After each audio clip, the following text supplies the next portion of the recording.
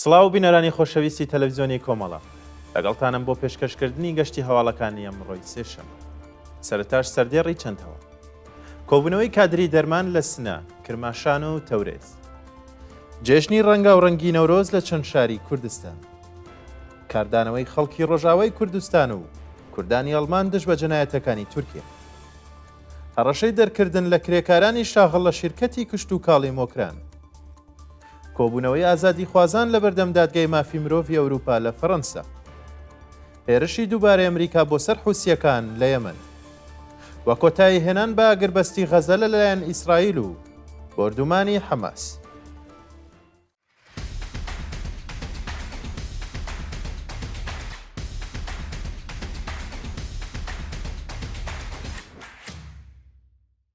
کۆبوونەوەی کادری دەرمان لە سنە، کرماشان و تەورێز.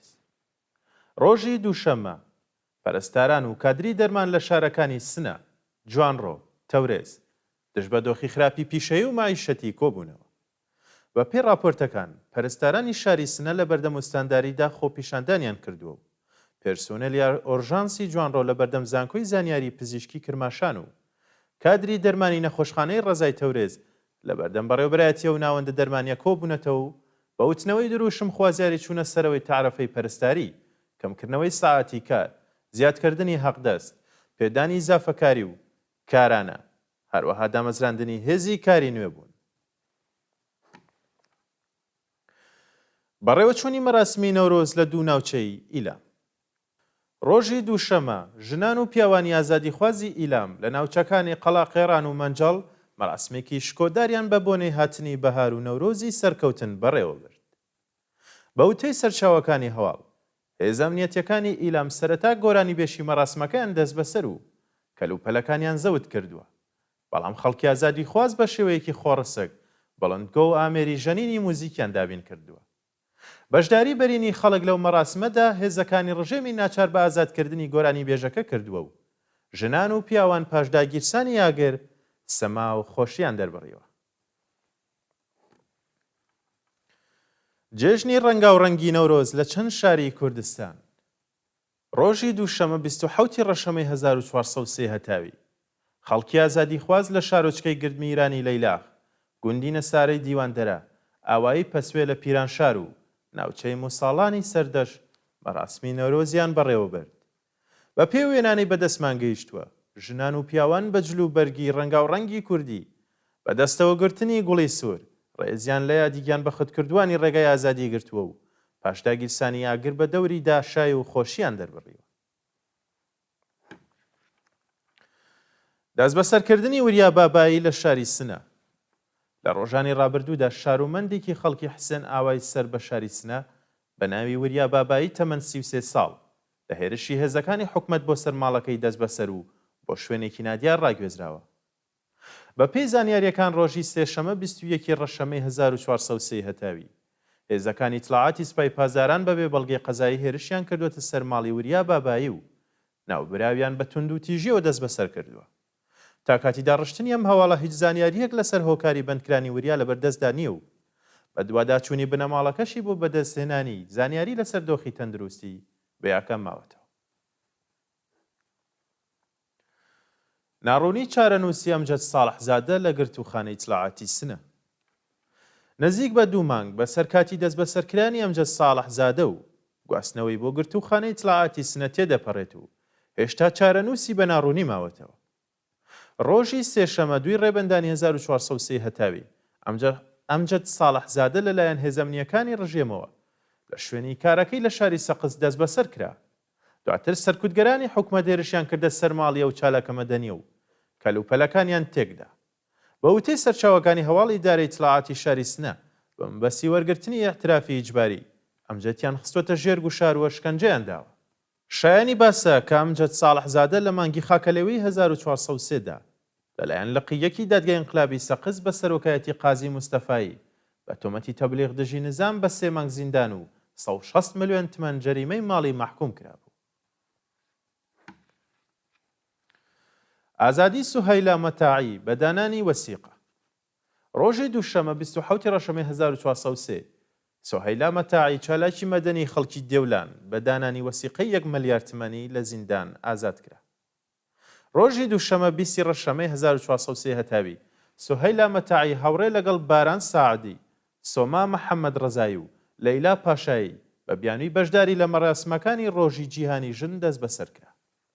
جێگەی ئاماژەیە کە سۆهەیلا مەتاعی ڕۆژی سێ ڕێبەندان و هاوکات لەگەڵ مانگرتنی شکۆداری بازاڕیانی کوردستان دژ بە سزای سێدارە دەست بەسەر و پاش پەروەندە سازی ئازاد کرا. ڕۆژی ڕابردوو سۆهەیلا مەتاعی بە دانانی وەسیقەی قورس ئازاد کراوە، بەڵام چارەنووسی باران ساعدی، سۆما محەممەد ڕەزایی و لەیلا پاشایی بە ناڕوونی ماوەتەوە. کاردانەوەی خەڵکی ڕۆژاوای کوردستان و کوردانی ئەڵمان دژ بە جەنایەتەکانی تورکیا. ڕۆژی دووشەمە 27 ڕەشەمەی 1403 هەتاوی خەڵکی شۆڕژگێڕی ڕۆژاوای کوردستان لە کانتۆنەکانی جەزیرە و فورات دژ بە کوژرانی 9 ئەندامی خێزانێک لەلایەن دەوڵەتی تورکیاوە لە کۆبانی خۆپیشاندانیان کرد. ڕۆژی یەکشەمە دەوڵەتی فاشیستی تورکیا لە ڕێگەی هێرشی ئاسمانیەوە 2 گوندی لە باشووری کۆبانی بەردومان کرد. لە ئەنجامیەوە و بەردومانەدا 9 ئەندامی خێزانێک کە حوتیان منداڵ بوون گیانیان لە دەستداوە و 2 کەسی دیکەش بریندار بوون.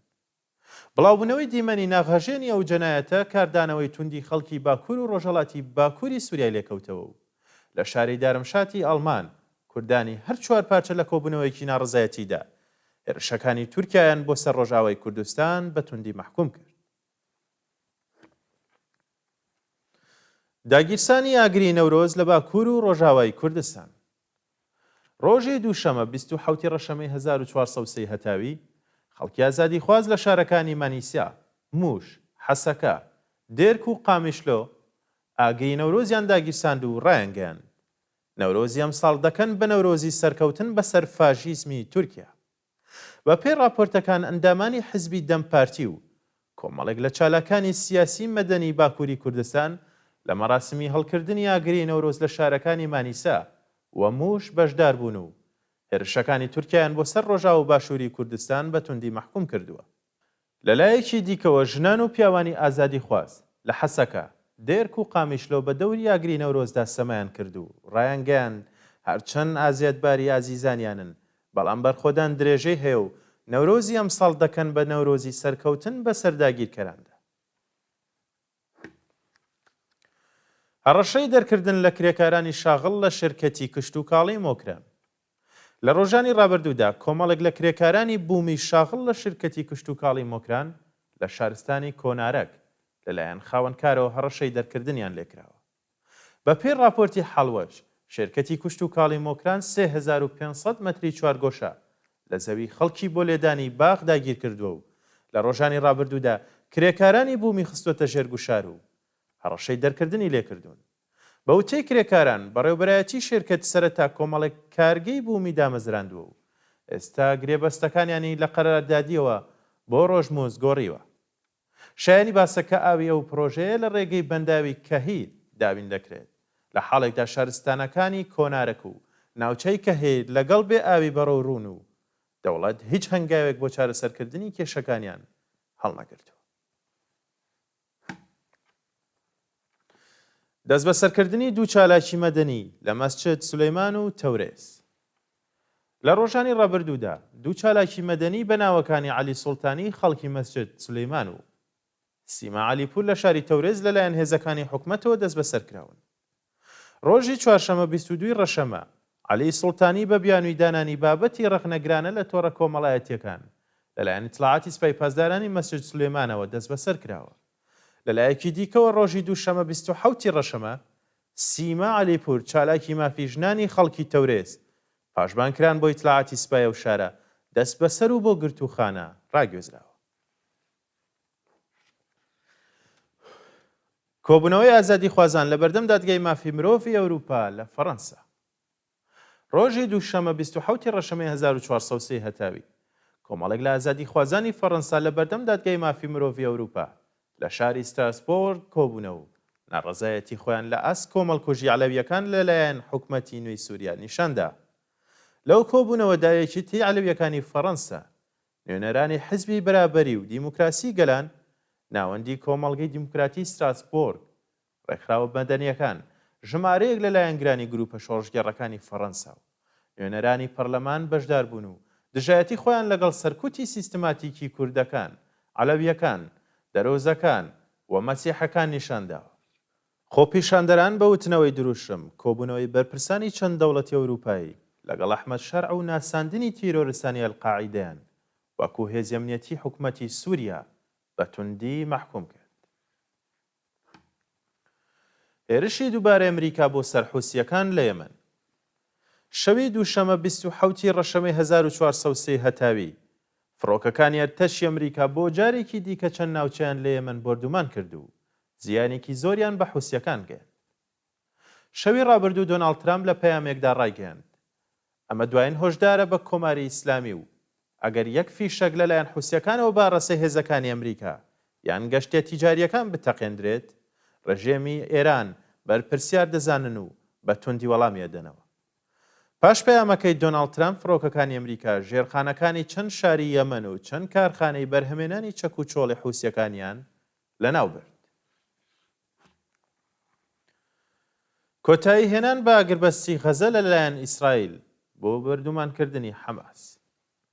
شەوی دووشەمە 27 ڕەشەمەی 1403 هەتاوی بنیامین ناتانیاهۆ بە فەرمی کۆتایی بە ئاگربەستی غەزە هێنا و فەرمانی بە ئەرتەشیە وڵاتەدا هێرش بکاتە سەر چەکدارانی حەماس و بەو هۆیەوە دەیان کەس کوژرا و بریندار بوون.